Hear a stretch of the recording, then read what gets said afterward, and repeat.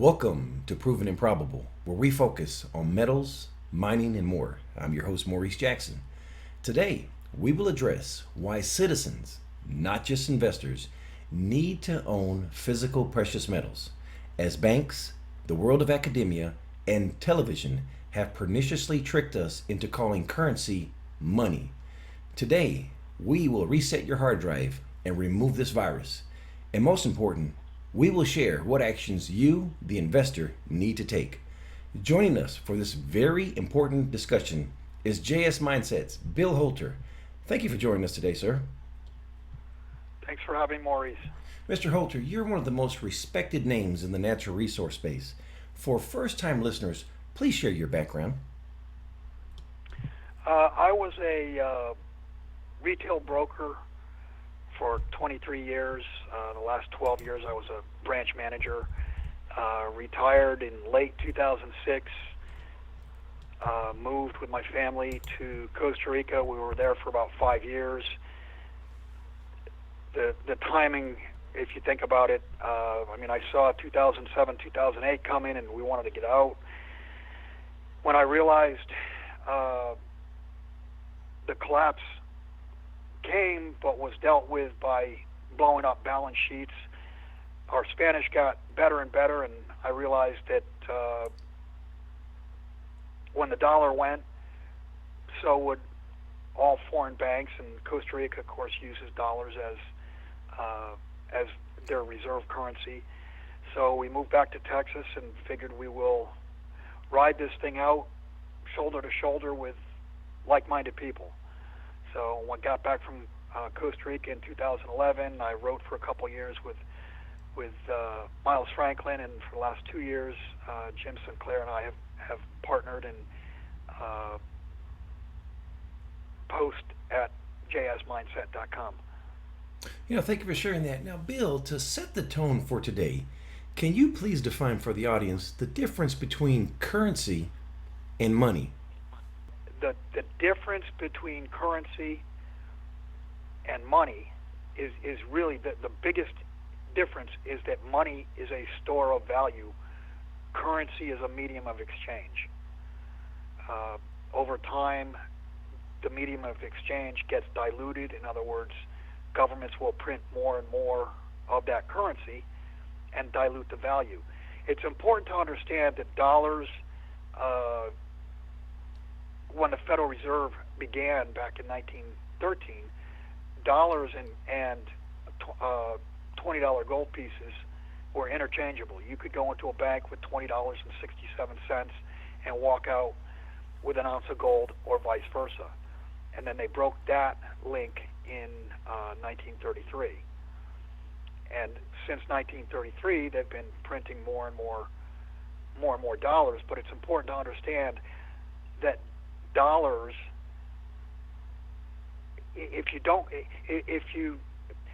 the constitutional definition of a dollar, that's what a dollar truly is. But when they bastardized it, dollars became derivatives of gold. In other words, they were receipts for gold, and then they cut that tie, and now dollars are the antithesis of gold. They're the opposite. Thank you for sharing that. And just to clarify for first-time listeners, if you're not aware of a derivative, think of it in these terms, that orange juice is a derivative of an orange. All right? Now, Bill, when listeners go to a bank or take a financial course or watch the financial portion of the news, the discussion of gold is never referred to as money or as a prudent investment. Why is the narrative on gold negative all the time? Well, it's portrayed as a commodity, and gold is not a commodity. Gold is money. You go back to J.P. Morgan in 1907 after that collapse. He testified to Congress that gold is money, everything else is credit. The reason gold is not discussed, taught, or understood, and it's not understood on purpose. In other words, the monetary authorities don't want you to understand gold, is because gold is the direct competitor to the U.S. dollar as the reserve currency of the world.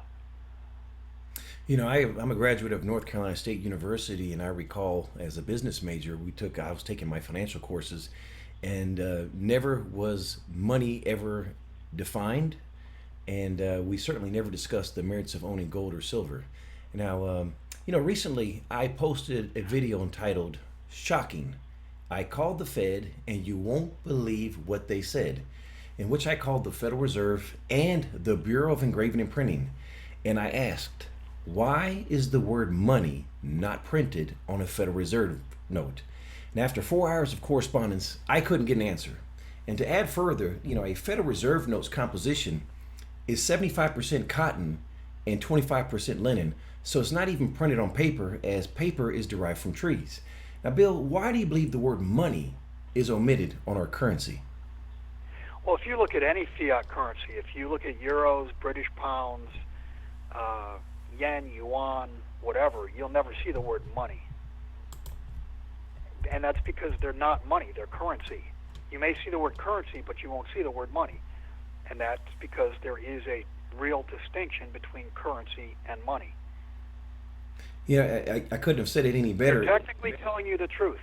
By not putting the word money on it, they're technically telling you the truth. And it's also important to understand that dollars can only be created via debt.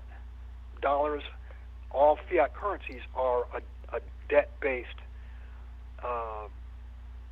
in origin. In other words, in order to create money, for instance, you go out and you buy a car or buy a house or whatever, and you borrow money. That money is created out of thin air by the fractional reserve banking system. That's how dollars are created. That's how the currency base is expanded, is through the use of credit. And what we're going to see is a contraction of credit, a contraction of the monetary basis, and thus a collapse of the credit pyramid or edifice, whatever you want to call it. Well, in essence, what you're sharing with the audience here is that the only way, under this current system of Keynesian economics, the only way that, in essence, our economy grows is through debt. So thank you for conveying that. Right, and if you think about it, if that's the only way the economy can grow is through the use of more debt, that creation of new debt has got to continue, otherwise the economy goes in reverse. And that's exactly the way Ponzi schemes work. Ponzi schemes work as long as they've got new investors. Once the new investors dry up, and let's equate new debt with new investors, once the new investors dry up, the Ponzi scheme collapses, and that's where we're headed in the credit structure. Yeah, you hit the nail right on the head. And for first-time listeners, please refer to Article 1, Section 10 of the Constitution, why it would be unconstitutional to print the word money on our currency, and that a dollar is 371.25 grains of silver per the 1792 Coinage Act. So the word dollar should not even be printed on our currency because, again, when you hold a Federal Reserve note, that's not 371.25 grains of silver. Now, Bill, you know this, and I know this. Why is this not common knowledge, and why is it so critical for investors to be able to discern the difference? Well, it's not common knowledge because the bankers, the banking system, the government, they don't want people to know this because it behooves them.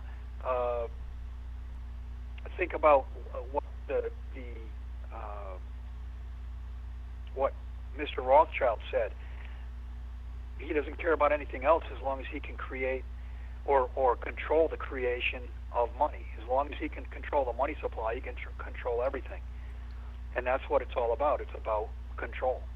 And keeping the masses dumbed down is, in effect, their way of taking and then keeping control. Which is, it's very pernicious. It frustrates the dickens out of me, as I know you're very passionate about it. It is. It truly is. And what we're sharing, ladies and gentlemen, is not conspiracy theory. These, again, that's why we're providing you a preponderance of evidence with the Constitution and the 1792 Coinage Act.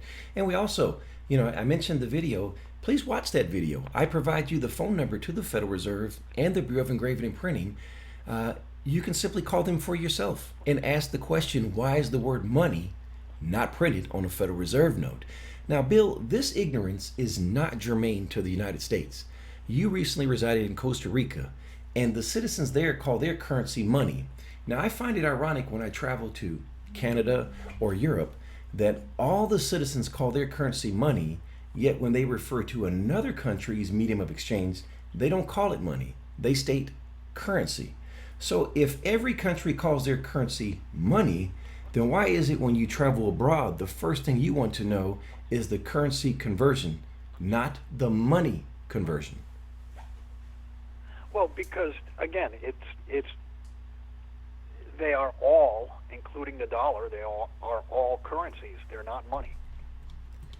And it's so critical for investors to understand that. I think anyone that's traveled now across, anywhere abroad, they can think back of when they traveled, the counter that they went to exchange their currency. It was called the currency exchange. It was not called the money exchange. Words are very, very important. Now, I believe that if investors wish to become financial stewards, they must be able to define money versus currency.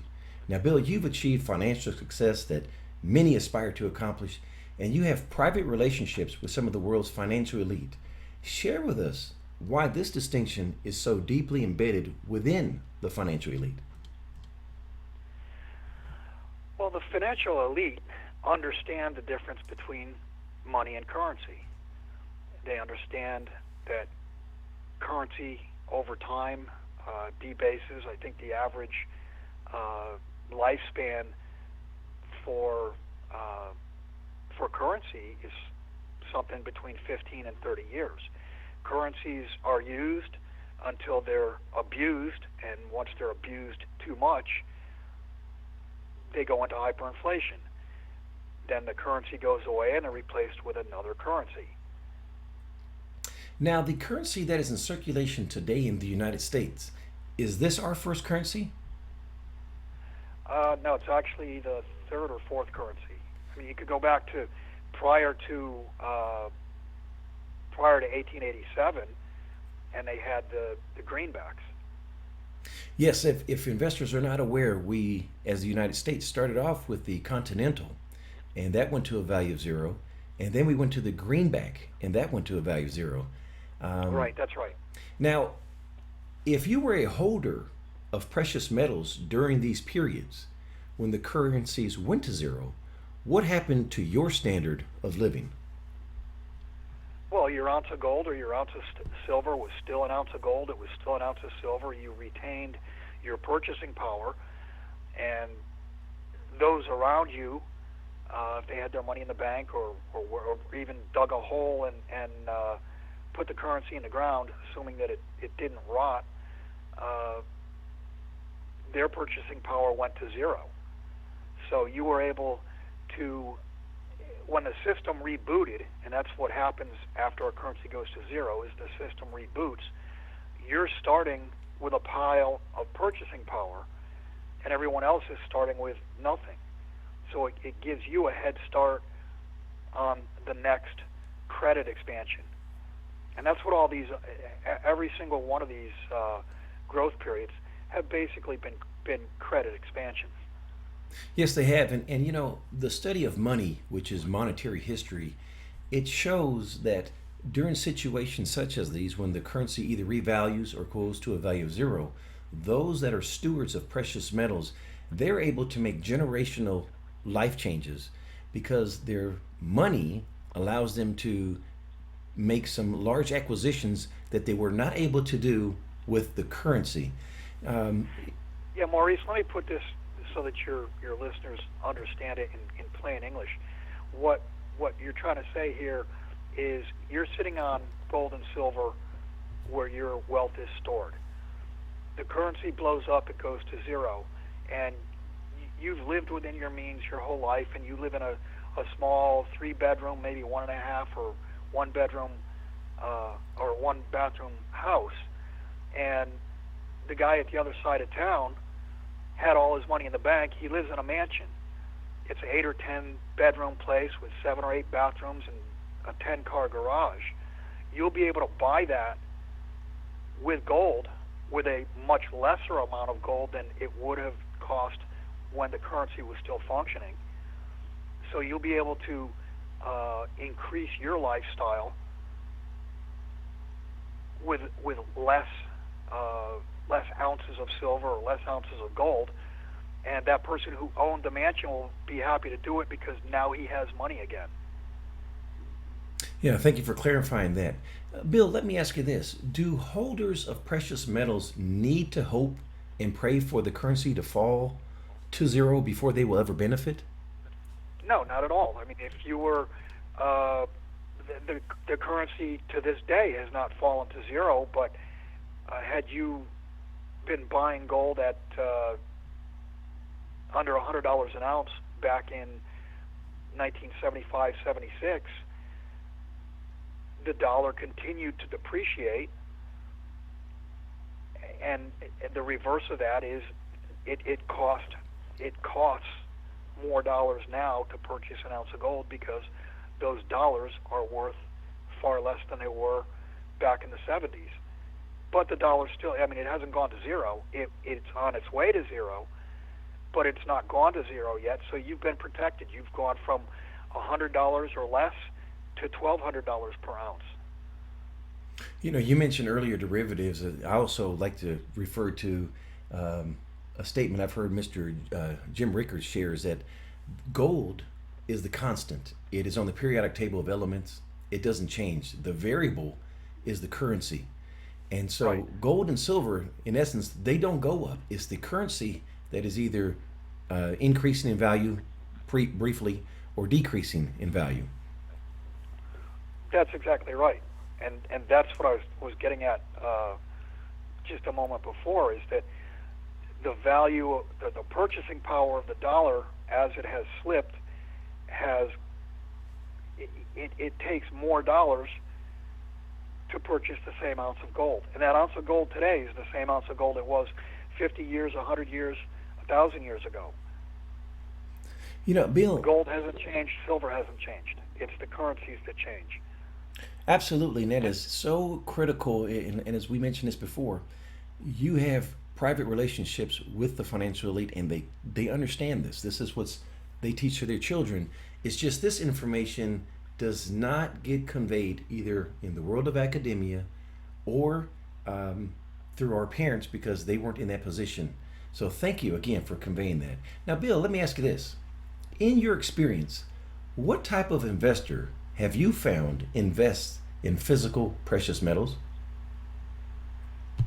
Uh, well, one type is the skeptic, and when I say the skeptic, they're skeptical that government policy is going to do what it says it's going to do, and the skeptic has done well. Of course, the other type is the people who truly understand the difference between money and currency. Currency is a hot potato. You don't want to hold on to currency much longer than you can before you spend it on something real. The only thing currency is good for is to use to purchase something real. Now, let me ask this as well, Bill. You know, for a first time listener that is about to make their first purchase, do you have a preference of gold, silver, platinum, or palladium? Well, first off, silver is the cheapest. You can get the most ounces for your money, and silver is the most undervalued. It's undervalued not only to dollars, but it's undervalued versus, for instance, with gold. The ratio right now is about 70-1. It takes 70 ounces of silver to buy 1 ounce of gold, but yet it comes out of the ground at 9.5 or 10-1. That's God's ratio. That's the ratio that silver should be to gold. So when the currencies do make their move and approach zero, silver is going to outperform gold. I would say at least 4 or 5-1, and more than likely 7-to-1 to get back to the 10-to-1 true ratio that it is supplied from the ground. Now, where does platinum and palladium fit in this category for you? In my mind, they're industrial metals. Yes, they're precious metals, but even as a precious metals broker, if somebody came to me and said, here, I've got some platinum or palladium, I don't personally have the ability to test it to know that it is either platinum or palladium. And they look similar. They're white metal. So I personally would not accept platinum or palladium. I stick to silver or gold. You can tell the difference. And in the silver area, just so your listeners have an idea, I would look toward junk silver, which is pre-1965 dimes and quarters. They were 90% silver. We've never heard of an instance of those being counterfeited, and they're broken down. In other words, they're dimes and quarters, so you're talking about small percentages of an ounce of silver. And those can be used for trade, for barter. I mean, you could go with a dime, and in a financial breakdown, with a dime you could probably get a gallon of gas or a dozen eggs. Couldn't have said it better. I believe that the junk silver that you're referring to, again, is the most divisible and probably the most prudent for day-to-day transactions, as you know, the average citizen cannot discern the difference between a junk silver coin and the clad coins that are produced today. So in a situation where... But you can with the date. If you look at the date on them, and nobody's counterfeiting 1963 dimes or 1963 quarters, and if they are, there's no wear to them. In other words, they don't look like they've been used for years and years and years. They're not smoothed out, dirtied up. So you would be able to tell that, hey, it's a counterfeit. Absolutely. In that case, somewhat more to my point was that the average citizen, if they're a thief, they're not going to go for a quarter or a dime if they're going to rob from you. If you're going to steal big. You're going to steal big. So you don't want to walk around with 100-ounce bars, and I personally own them, but you know there's a time and place for each type, and I think for a beginning investor, junk silver is a great way to start. Let me ask you this as well. Is it okay to store my precious metals in my bank's safety deposit box? Absolutely not, because the banks will close, and when the banks close, you won't have access to your box. When they reopened in 1933 or 1934, they were all empty. They were emptied out. So if you had gold coins sitting in your safe deposit box, they were gone. And that's what will happen again this time. So do not store anything that you want, anything that you think is important in your safe deposit box, because they'll be empty when you finally get to see the contents. And allow me to digress here slightly. For listeners, if you're not aware, your safety deposit boxes at your local bank are not FDIC insured. So hypothetically speaking, should your bank close, your bank is leasing that building. So the landlord can come in there basically with a locksmith and say, open this all up. So do keep that in mind. Bill, let me ask you this then. Where should I store my metals? Not a bad idea to have some within your own reach, whether it's buried or hidden or whatever, and the rest, then look for non-bank vaults. And the reason you want non-banks is because you want vaults that have no connection to any banking commissioner that can shut them down or tell them you've got to open the boxes. I broker business through Miles Franklin. They have agreements with Brinks both in Montreal and Vancouver. They also have a storage agreement with Dakota Depository in North Dakota. So if you got metal that you do want to store, those are those are in my opinion good places. I personally store some silver that I use basically as a bank account in one of those depositories. If I need capital, I call them, tell them sell it, and they wire me a check the next day.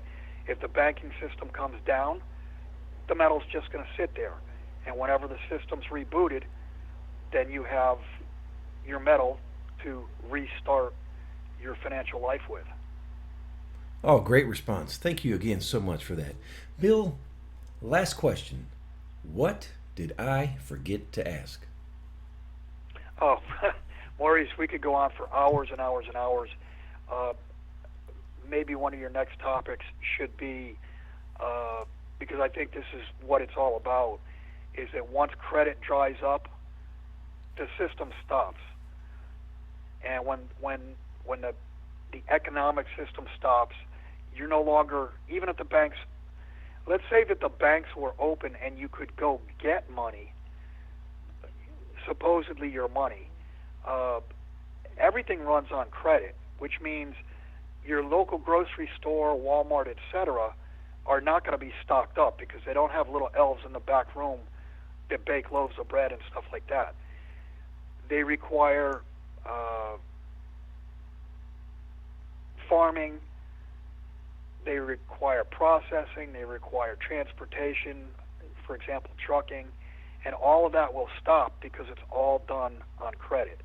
So when credit stops, the music's going to stop, and when the music stops, you're going to have what you have, and that's what you're going to have to live on for a time until the credit system comes back up. It may be 2 weeks, it may be 2 months, it could be 2 years. I mean, it's hard to say, but everything revolves around credit. Thank you again for sharing that. And Bill, please share your contact information for listeners that want to hear more of your commentary. Our website is jsmindset.com. That's MINESET.com. It's a two-tiered website. We have a free side that Jim had run for 10 or 12 years before we partnered. That has remained the same.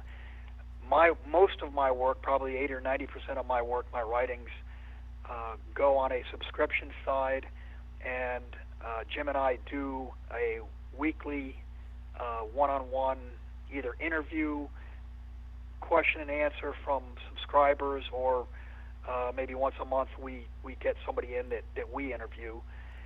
Just listening to the interview to hear Jim Sinclair, in my opinion, is worth the price of subscription. It's modest. It's $119 for the year, and you will get information that you're not getting elsewhere. Thank you again for conveying that. And last but not least, please visit our website, www.provenandprobable.com. Through Miles Franklin Precious Metals Investments, we offer gold, silver, platinum, and palladium, offshore storage, and safe deposit boxes, which are fully insured and secured by Brinks, and self-directed IRAs. The website again is www.provenandprobable.com. Bill Holter of jsmindset.com. Thank you for joining us today on Proven and Probable. Thank you for joining us today on Proven and Probable. Remember to like and subscribe for more conversations with the most respected names in the natural resource space. Check out our website at www.provenandprobable.com. The information presented on Proven and Probable is provided for educational and informational purposes only, without any express or implied warranty of any kind, including warranties of accuracy, completeness, or fitness for any particular purpose. The information is not intended to be and does not constitute financial, investment, or trading advice, or any other advice. You should not make any financial, investment, or trading decision based on any of the information presented without first undertaking independent due diligence and consultation with a professional broker or competent financial advisor.